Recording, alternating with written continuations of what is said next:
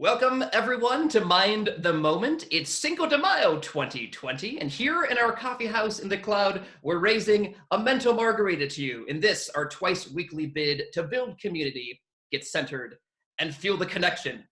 My name is John Roberts. I'm from Harvard Pilgrim Health Care's mindfulness program, and no one could be more pleased than I am to be minding the moment this morning with Rebecca Wing, a licensed clinical professional counselor specializing in mindfulness-based work for individuals at all stages of life, founder of the beautiful and sprawling Mindfulness Retreat Center of Maine, and on top of all that, a very talented musician. Good morning, Rebecca.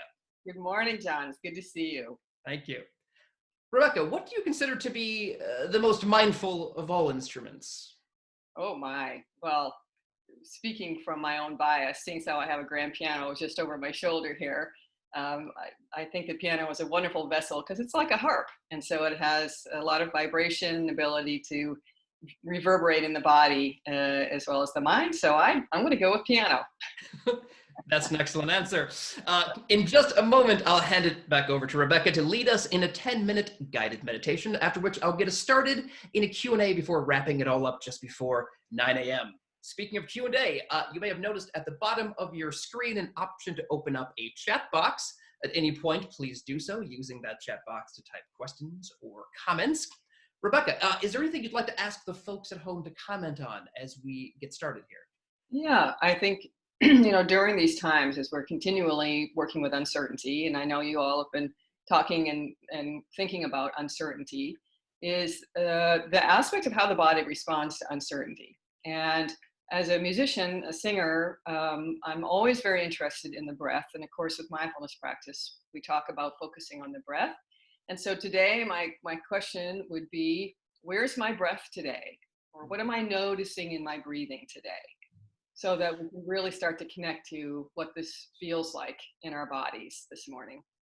Fantastic. So, yeah, folks, if you'd like to just let us know where your breath is today, please feel free to type in the chat box. It looks like we have south of 100 people practicing with us this morning. It's great to be breathing together with all of you.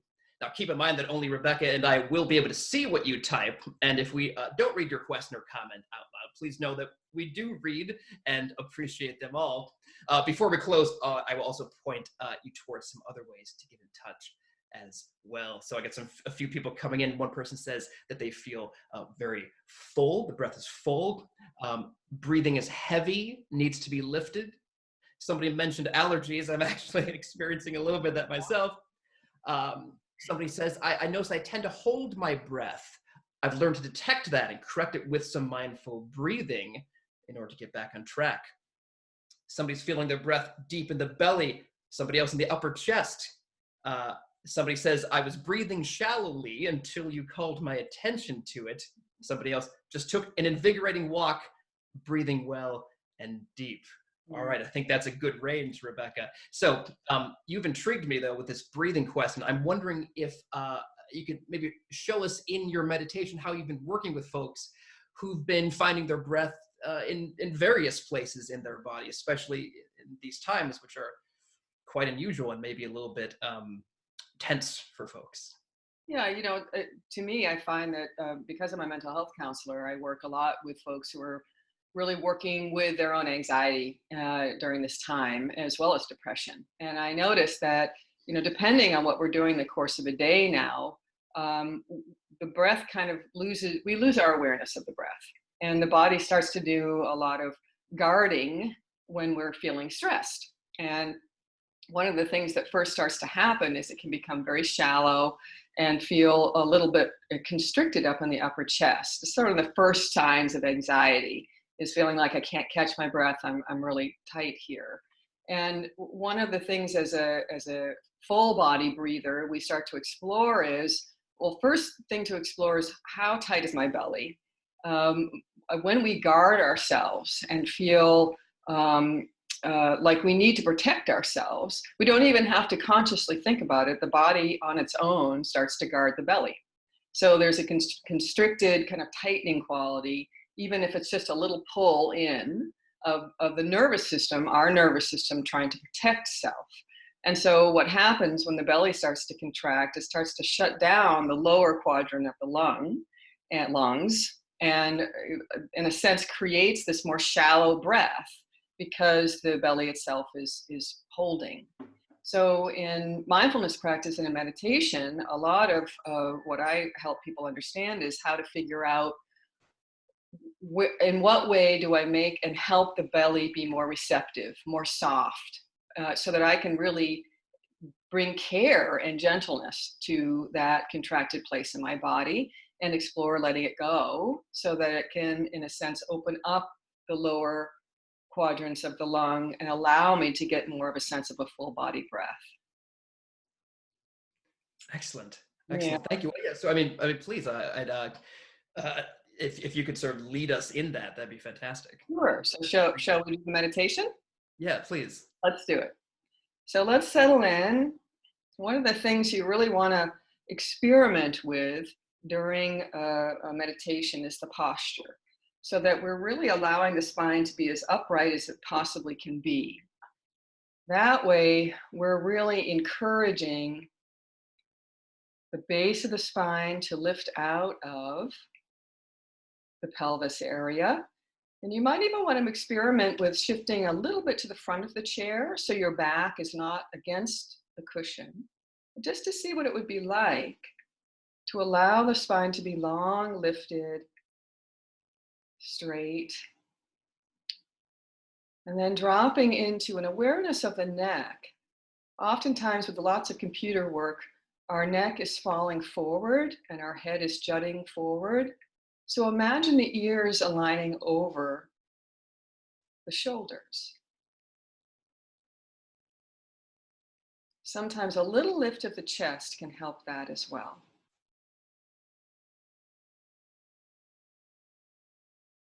And then let's see if we can first start by softening the muscles of the face as we drop into the present moment. Notice your forehead and around the eyes. I'm aware of my cheeks and jaw muscles. And even make room for any sensations of discomfort, while at the same time exploring a little letting go.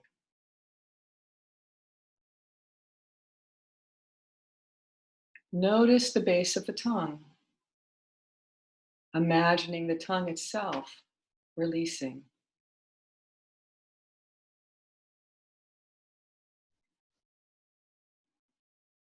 As we bring more gentle attention to the body, I'm going to ask you to notice the upper chest, exploring with curiosity. Be aware of how the upper chest feels this morning. Am I noticing any discomfort? Or perhaps an absence of sensation?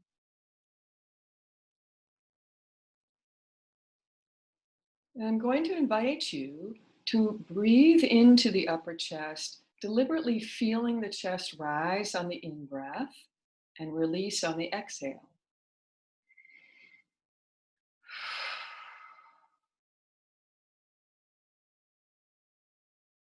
And if that feels good, try another one. This time, see if you can make the area beneath the armpits, the sides of the upper body, expand as well on the in-breath.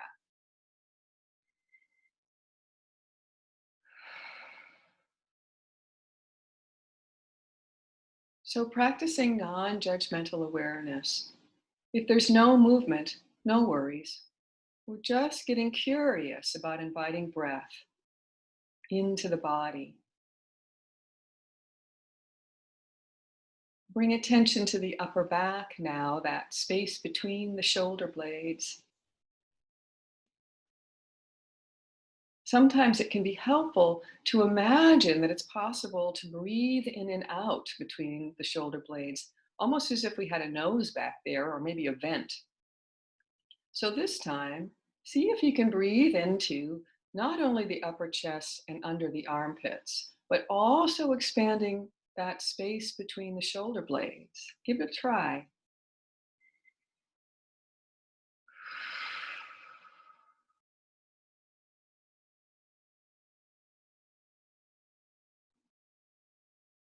Again, we're just exploring with curiosity,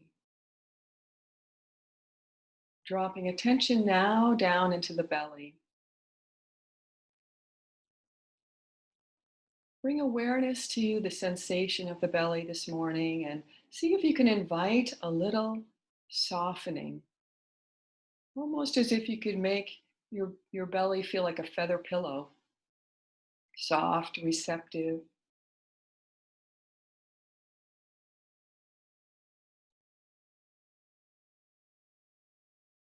Let the breath do what it's doing now naturally, and you may notice a slight rise on the in breath, release on the out of the belly.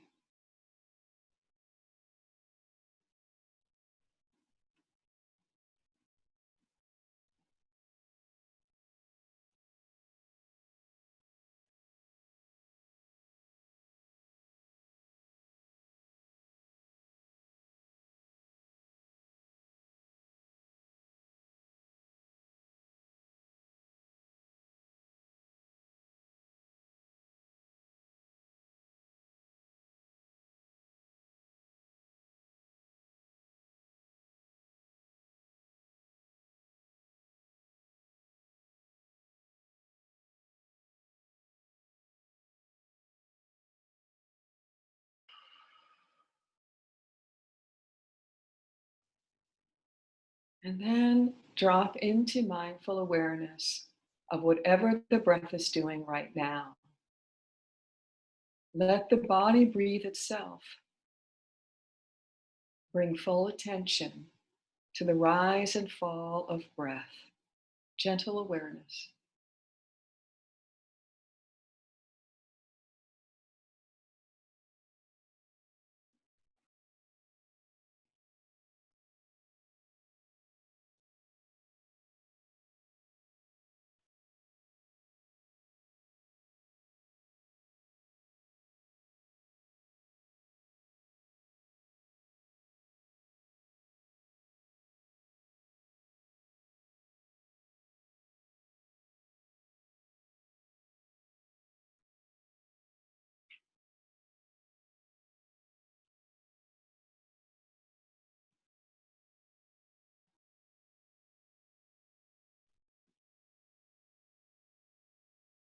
We notice a rising thought,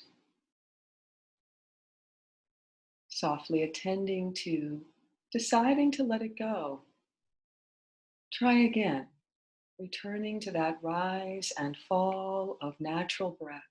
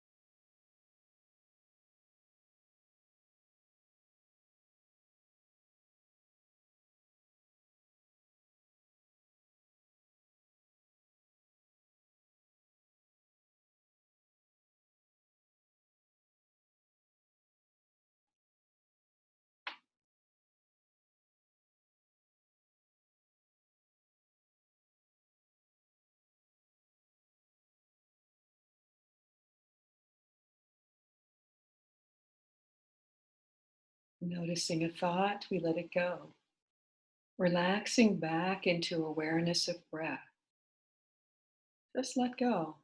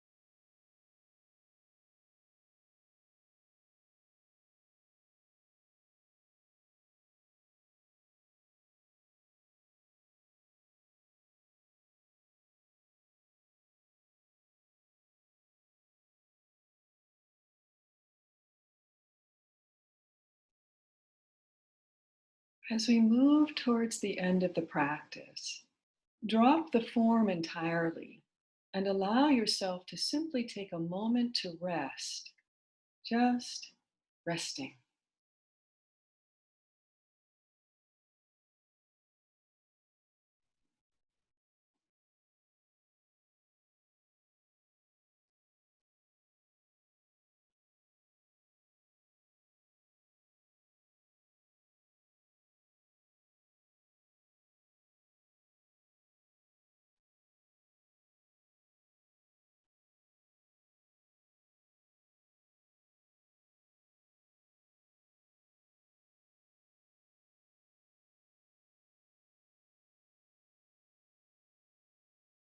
On this day, may I notice my breath, taking moments to soften, settle, and practice states of safety in my body.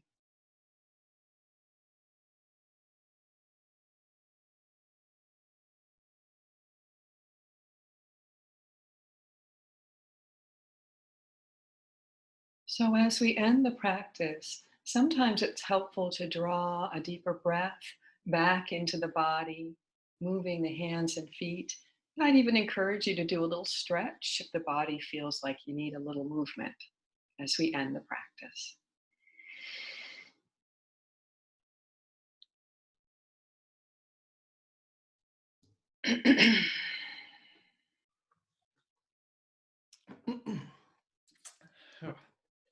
Thank you, Rebecca. Oh, Uh, this got me thinking a lot about this idea of like recalibrating expectations, especially around like, well, what is the right way to breathe, or what is the way I should be breathing, or that I usually breathe.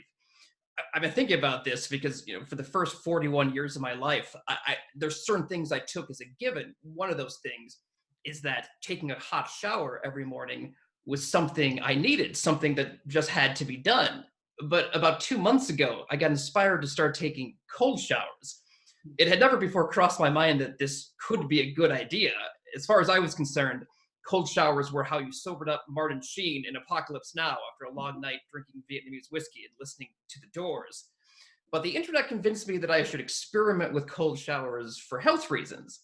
yeah. This is how the internet works. You start off shopping for colanders, and before you know it, through some untraceable series of clicks, you end up converted to the idea that cold showers might be as good for you as beet juice, or kale juice, or activated charcoal. So the most public proponent of the cold shower lifestyle seems to be a Dutch extreme athlete named Wim Hof, who Yes, is and invariably photographed, yes, you know Wim, up to his neck in a pickle barrel full of ice cubes or running across Antarctica shirtless or shoeless. The theory seems to go like this, as far as I can tell. Wim Hof is a 60-year-old man with the body of a 20-year-old. Wim Hof only bathes in sub-zero degree waterfalls. So if I take cold showers, I will become Wim Hof. Now, make no mistake, I'm not typically the type of person who feels it's necessary to push myself to extremes. In fact, I heard a mindfulness teacher make the following point. What we're trying to do here, he said, is decrease the amount of suffering in the world. Therefore, if you see others suffering and it causes you to suffer too greatly, then you have only doubled the amount of suffering in the world, not decreased it. Instead, he suggested this practice is about creating the conditions for your heart and mind to be as open as possible, so that when you do encounter suffering, you are inspired to find creative solutions to address it. In other words, you don't need to create more suffering. There's already more than enough to go around. And yet, for me, creating the conditions for an open heart and an open mind sometimes requires recalibrating my expectations, and doing so can sometimes feel jarring. yeah. So here's an example, right? So like, but 1 year ago today, I was on a hiking trip in Scotland, and for some reason, at all the places we stayed, the bathrooms had only lukewarm to cold water. Rest assured, I had never been so scandalized in my life. How dare this country not prepare a warm bath for me? I thought. Is it not my birthright to wash myself in scalding hot water? What right do they have to deny me something that I want? And was confronting the reality of how I could go so quickly from feeling like I was a part of the world to feeling like the world was against me. Did not feel good. Uh, so, I know that taking my 5-minute cold shower in the morning is not going to make me as healthy as Wim Hof, But what it does do is put me right in the middle of that inner dialogue, the endless chatter in which my comfort, my time, and my habits become more important than anything else in the world. Every morning, I have the same conversation in my head, which basically focuses on some variation of the following sentiment. This is a dumb idea. Only idiots take cold showers. Don't be an idiot. My mind can be very mean, but attuning myself to that voice makes it easier for me to recognize it later. Like when somebody drives too slowly through an intersection, so I end up missing the green light, and I just think to myself, "This idiot just ruined my whole day." Attuning myself to that voice reminds me to keep close to the surface, the sense that my immediate reactions do not always need to be honored as givens. They do not always make me stronger, more resilient, more open, but being aware of them just might. So, Rebecca Wing, you run a mindfulness center, which means that you probably have to take a lot of things as givens all the time, planning for this number of workshops over this period of time. And I'm wondering, what challenges have you been facing in this period, in those terms, and what's been helping you roll with the punches, either Mhm. in terms of your mindfulness practice or otherwise? Well, I think so often, one of the challenges with creating mindfulness is remembering to be mindful. And that aspect of remembering is what we're really trying to get better at as the days go on. And that process for me and running the center here, I mean, the good news is we're online and I work with my clients online. So I'm working full time. I'm working with, but however, the sense of fatigue working in front of a screen all day and really in that bringing to that theme of breathing that we've been talking about, to getting more and more appreciative of how and in what way the breath shuts down when we're doing something that's not very familiar, like sitting in front of a screen all day, or not walking from the car to the front door of the office and around the office and back home and so forth. Our bodies, we're not using them the same way that we were before. And so much of the process of mindful breathing is really figuring out in any given moment, I can check in and just see, where is it? Where am I feeling a little bit of a tightness or a little contractedness in my shoulders, a sinking in of my chest, a guarding of my belly? So that I'm really bringing awareness not only to the act of breathing, but how I can encourage the breathing to be freer, and allowing, the nervous system itself has so much wisdom. It really is trying to protect us in so many ways. So the emotional centers of the brain get triggered, which then consequently trigger the body into guarding behaviors. And the feedback loop continually means that if I have a contracted body and my breath is contracted, it actually involves a contracted form of thinking that makes me feel oftentimes more emotionally dysregulated. So when I'm working with people now online, I'm actually doing more meditative instruction when I'm with clients who are seeking mental health growth and stability, because that's really what it's called for right now. More and more of that sense of settling the nervous system. Can I be, in a sense, the boss of my own body? Instead of letting the body send me signals that I'm not aware of, and then having an emotional reactivity that becomes very unconscious.